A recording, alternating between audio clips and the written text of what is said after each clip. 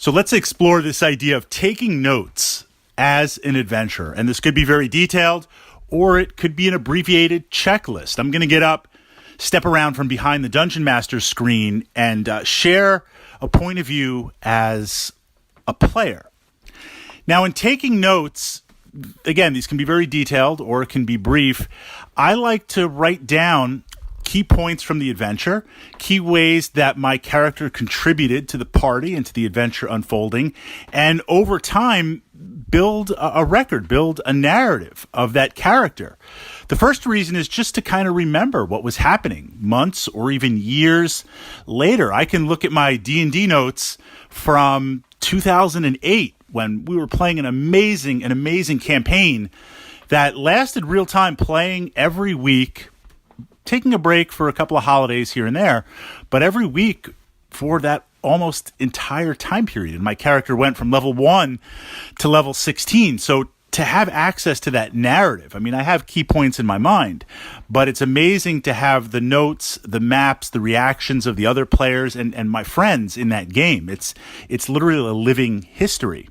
The second reason is that many of us will play the same character, literally the same character, in different settings or different realms or even in different campaigns. It's kind of neat to see a character idea unfold in one type of campaign by exploring your notes, and a similar character unfolding in a completely different campaign based on the notes. So building up that living history.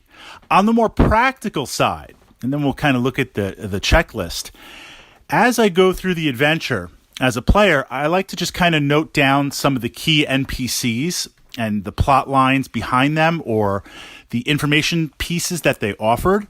I like to take notes in the dungeon.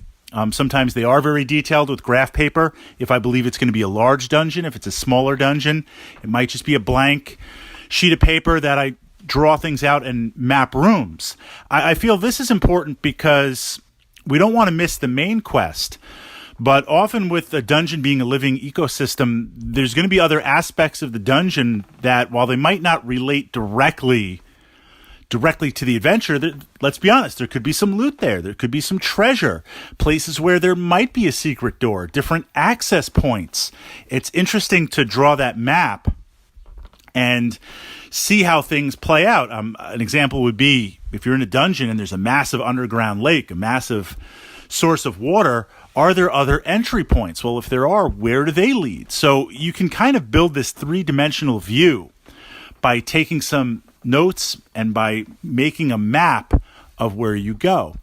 During the adventure itself, these are very freeform, just notes, points, bullet points, arrow points that we'll use to complete the adventure. And then after the adventure, maybe that evening, maybe a day or two later, while everything is still fresh in my mind, then at that point, I will transition and really kind of write down a summary.